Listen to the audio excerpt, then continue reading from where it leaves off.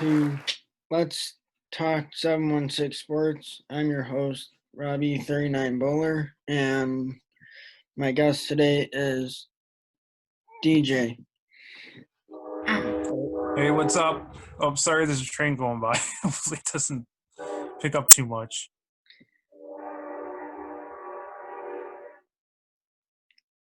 I think we'll be okay.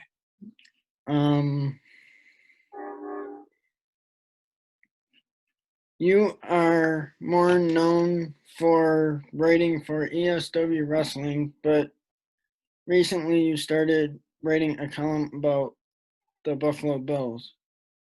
Who do you write for and how often?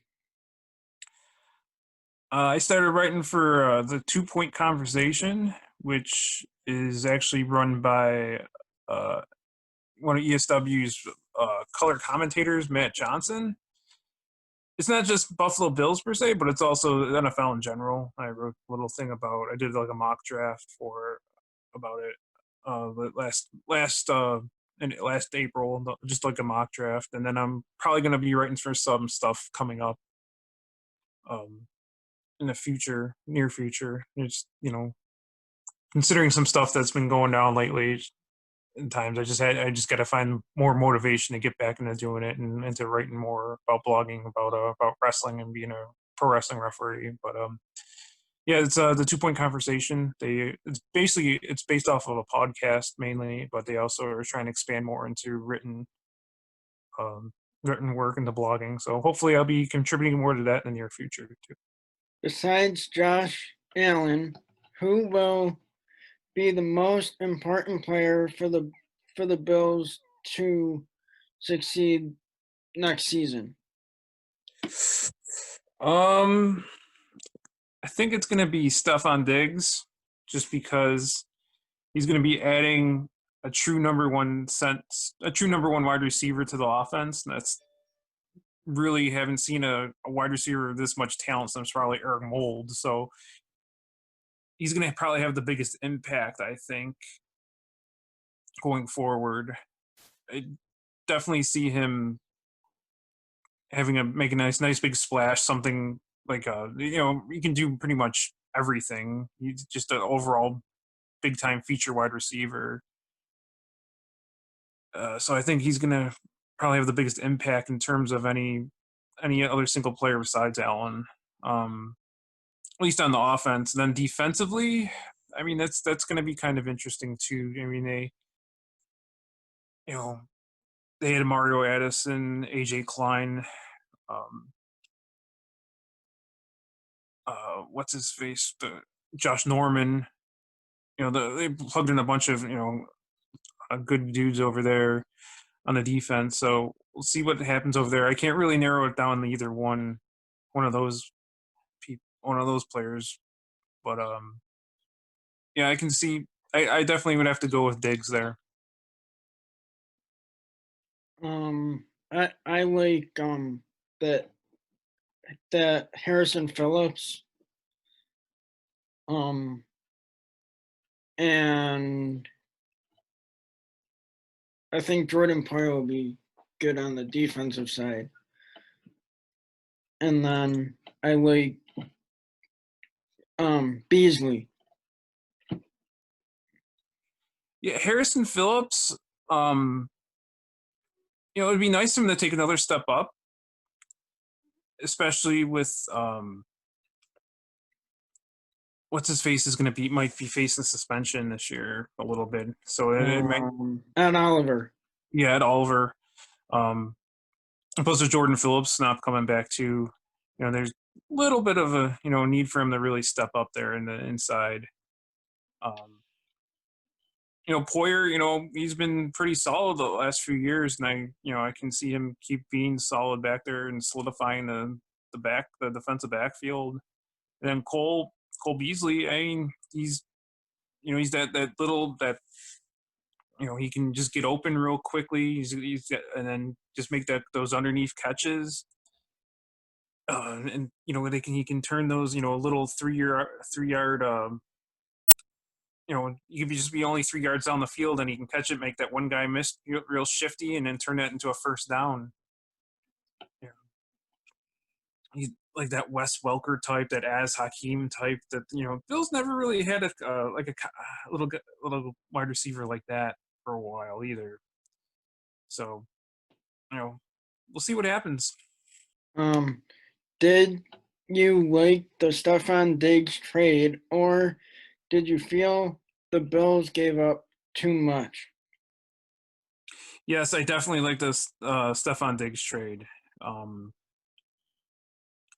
Considering especially the fact that Minnesota ended up using that pick to take a wide receiver with that pick, and then the Bills ended up taking AJ Epinesa in the second round, who I thought if they still had that first round pick, they would take Epinesa in the first round. I think it's a double win for the Bills there. I'm real happy with that trade, and in terms of the value that ended up coming out of that, I don't think they could get. I don't think it could get much better than how everything turned out for them there. Yeah, I think that Epinesa is going to be good, and that Zach Moss, the new running back. Mm-hmm. Yeah, Epinesa seems just like the prototype player for Sean McDermott. And when you read up about him and everything, I mean, he might not have like be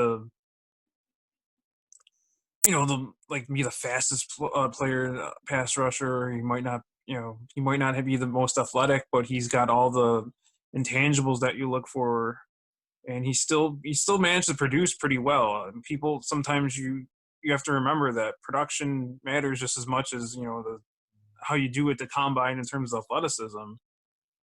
That's sometimes people kind of dwell on those things more so than on just basic production, whether this guy put up the stats or not.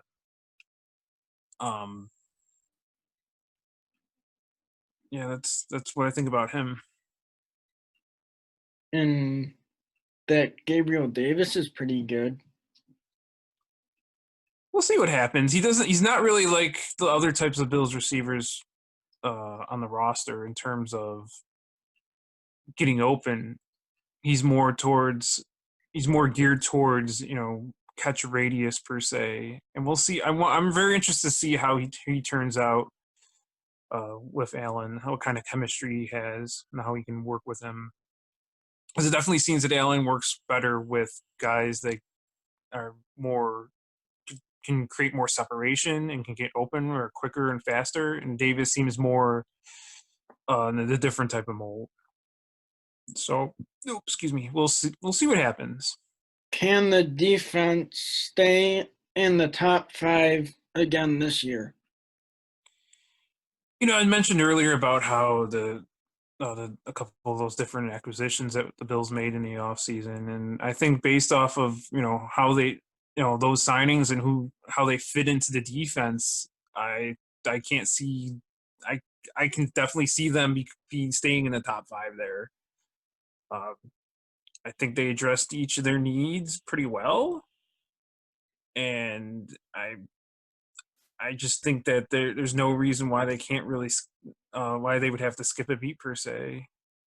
Considering how they plug those things. Then you add a guy like Epinesa to the mix too.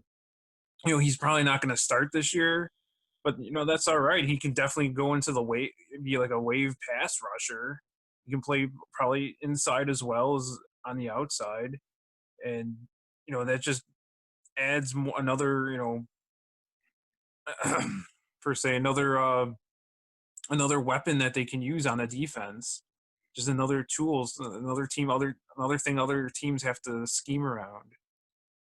So yeah, I definitely think they can stay in the top 5. Are the Patriots dead? I look at it this way. I think there's something there of Jarrett Stidham. Because basically that's what it all boils down to, is the quarterback position there with Brady gone. You have to ask yourself, how much was it Brady that was keeping everything together there last season? And he did look like he missed a step, but he's still Brady. I think Jarrett Stidham has some, like I said, there's something there. I don't think he's necessarily Tom Brady. I don't think there's anybody that can really compare to him. But I think the odds are that, there's going to be some kind of drop off this year. I don't know. I don't think New England's necessarily going to be dead, but they're definitely not necessarily going to be a playoff caliber team this year. I think that how Belichick is looking at this is that he's going, okay, we'll see. We'll give Stidham a chance this year. If he's the guy, then he's the guy. But if he's not, and things fall apart, then we're going to be right in line to pick, Trevor Lawrence next year, or Josh Fields from Ohio State. I think this is the one thing I've been working on in terms of I do have a quarterback project per se. Is how teams do with a quarterback that's never made a start before going into a season. And over the last couple of years, in terms of the win percentage, which is kind of, I know a lot of people frown upon it, but this is just kind of something I'm studying, is that most first-time quarterbacks that start, their first year they start, they average at home, their win total or their win percentage is about 400. And then on the road, it's about 250. Those numbers don't usually bode well. In terms of how they reflect amongst the rest of the league. So I'm going to probably say the odds are that they're going to sink this year, but they're definitely not dead. Are you worried about the Jets or Dolphins this coming season? I think I'm a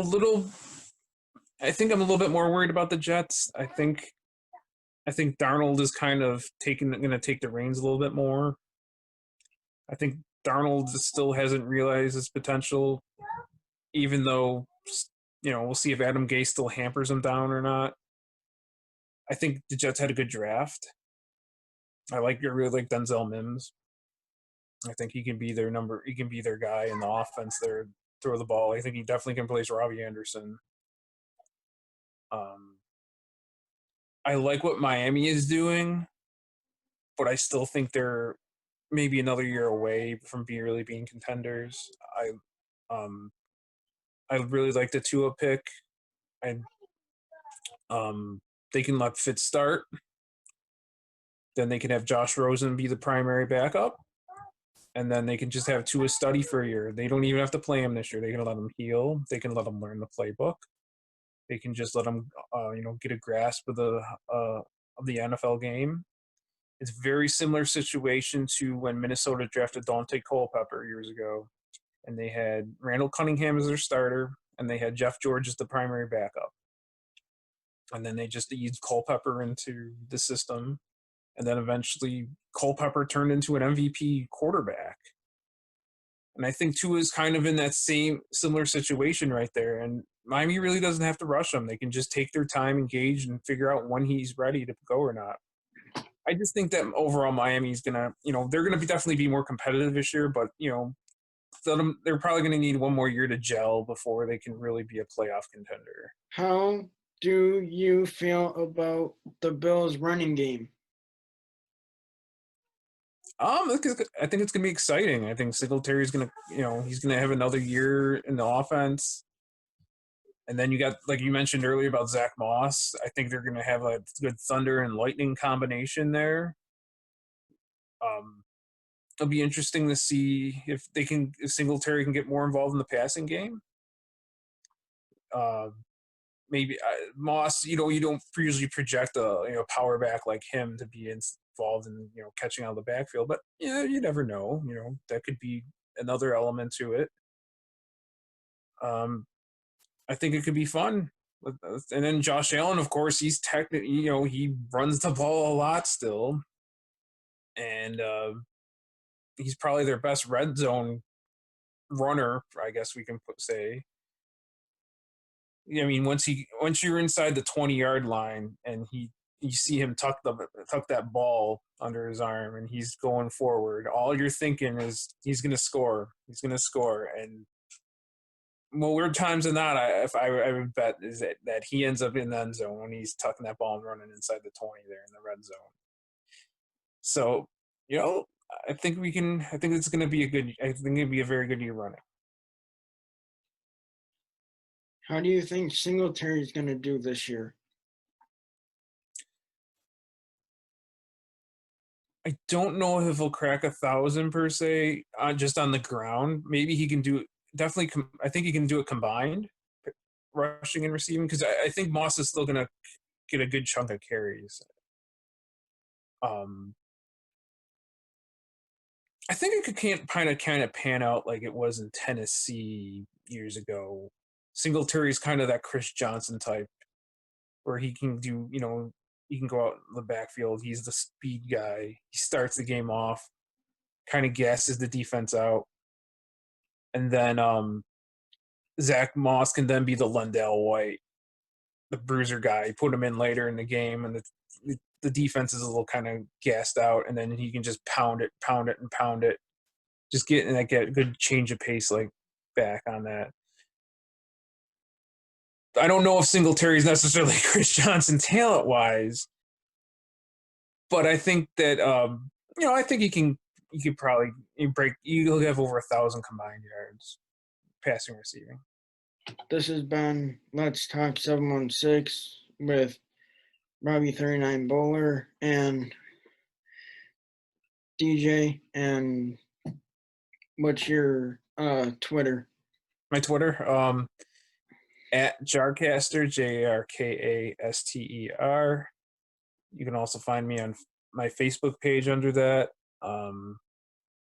My other plugs would be you can read my wrestling writing at prowrestlingpost.com. You can catch my writing and occasional podcast appearance at the 2 Point Conversation. You can hopefully, when the pandemic is, towards the end of its cycle, you can catch me refereeing for Empire State Wrestling, the top wrestling promotion, independent wrestling promotion in Western New York. So those are my plugs.